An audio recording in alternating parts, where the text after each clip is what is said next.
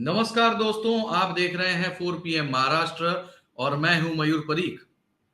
दोस्तों, ऐसा कहा जाता है, जिसका काम जो करे दूजा करे गोथा खाए।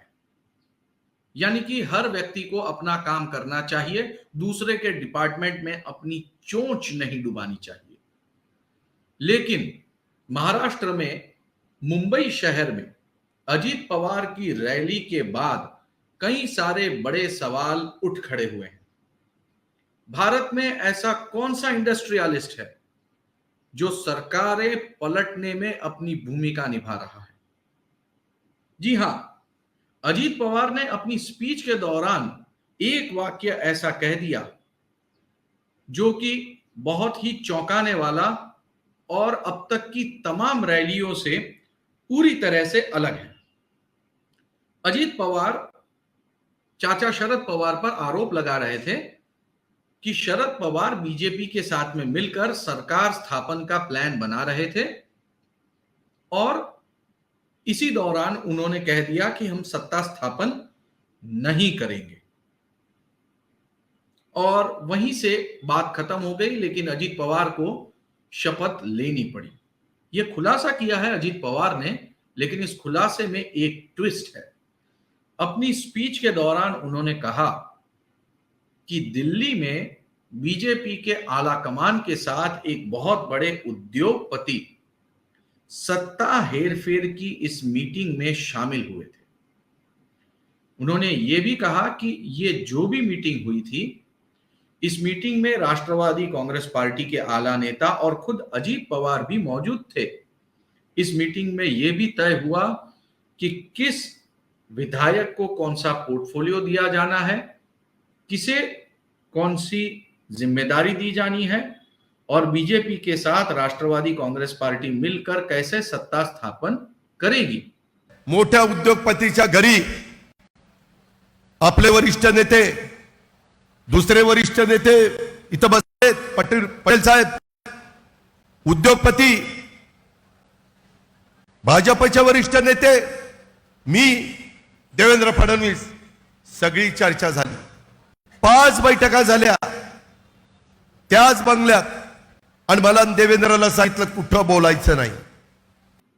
दोस्तों, सवाल ये खड़ा होता है कि आखिर वो कौन इंडस्ट्रियलिस्ट है जो इस सत्ता की हेरफेर में और मोलबाजी में दिलचस्पी रखता है?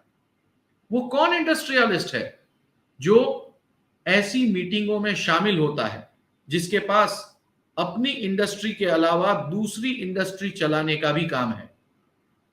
कयास लगाए जा रहे हैं कि वो भारत देश के सबसे बड़े इंडस्ट्रियल हाउस में से एक है। वैसे मैं आपको बता दूं कि मुंबई शहर में और महाराष्ट्र में शिवसेना और कांग्रेस पार्टी कई दिनों से अदानी और अंबानी को बार बार घेर रही है। कांग्रेस पार्टी ने तो अदानी के खिलाफ सर्वपक्षीय जांच यानी कि एक inquiry committee, parliamentary inquiry committee का गठन का तक प्रस्ताव दे दिया था। ये तो शरद पवार थे जिन्होंने उन्हें बचा लिया। यानी कि कांग्रेस अदानी के खिलाफ है। मुंबई में शिवसेना भी अदानी को घेरने में जुटी हुई है।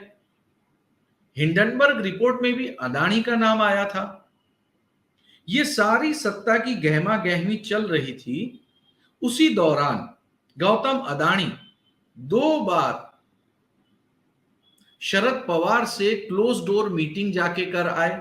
एक बार तो ऐसी मीटिंग थी कि शरद पवार मुख्यमंत्री एकनाथ शिंदे से जा मिले और फिर वहीं से बाहर आके जैसे ही सिल्वर ओक पहुंचे, वहां पे गौतम अदानी बैठे थे, कुछ चर्चा हुई और गौतम अदानी दिल्ली चले गए। शरद पवार ने अपनी आत्मकथा में भी गौतम अदानी का नाम लिखा है और उसे बहुत ही सुलझा हुआ व्यापारी करार दिया है, इंडस्ट्रियलिस्ट करार दिया है। और अपने बयान में उन्होंने यह भी कहा कि इंडस्ट्रियलिस्ट देश को चाहिए, उससे देश का डेवलपमेंट होता है और हमें इन्हें कोसना नहीं चाहिए। अब मुद्दा यह बनता है कि यदि अजीत पवार किसी बड़े इंडस्ट्रियलिस्ट का नाम लिए बिना कहते हैं कि एक इंडस्ट्रियलिस्ट इस सत्ता के मोल भाव में शामिल था, तो वो इंडस्ट्रियलिस्ट आखिर कौन है? क्या वो अदानी है या फिर वो कोई और है? और आखिर भारत की राजनीति में इंडस्ट्रियलिस्ट सरकार कब से बनाने और बिगाड़ने लगे? हमने ये जरूर सुना है कि इंडस्ट्रियलिस्ट चुनाव के लिए फंड देते हैं, इंडस्ट्रियलिस्ट अलग अलग गवर्नमेंट को सपोर्ट करते हैं, अपने प्लांट्स बनाकर, अपने प्लांट्स डालकर, और अगर नाराज हो जाएं तो अपने प्लांट्स भी उठा लेते हैं, जैसे कि सिंगुर में टाटा ने किया था। वहां से नैनो का प्लांट उखड़ गया और सीधा गुजरात चला गया। जब गुजरात में राइट्स हुए थे तो टाटा जो है उन्होंने इंडस्ट्रियलिस्टों का एक ग्रुप बनाया और वो गुजरात से बाहर चले गए, नरेंद्र मोदी के बिल्कुल खिलाफ हो गए। तो इंडस्ट्रियलिस्ट कहीं ना कहीं अपना रोल निभाते हैं, लेकिन वो अपनी एक लक्ष्मण रेखा खींच के रखते हैं व्यापार तक या इंडस्ट्री तक। लेकिन एक इंडस्ट्रियलिस्ट इन दिनों ऐसा है जो सत्ता के इस खेल में अपना रोल निभा रहा है। ये इंडस्ट्रियलिस्ट आने वाले दिनों में लोगों के निशाने पर हो सकता है, और ऐसे में अब राजनीतिक गलियारों में यह सवाल पूछा जा रहा है कि महाराष्ट्र की महाविकास आघाड़ी सरकार, कांग्रेस, एनसीपी और शिवसेना, क्या इसे डिस्टेबल करने में भी उस इंडस्ट्रियलिस्ट का हाथ था? उस इंडस्ट्रियलिस्ट का महाराष्ट्र में ऐसा कौन सा आर्थिक हित जुड़ा हुआ है कि उसे चिंता हो रही है महाराष्ट्र में किसकी सरकार बने, बीजेपी की सरकार बने, एनसीपी की सरकार बने?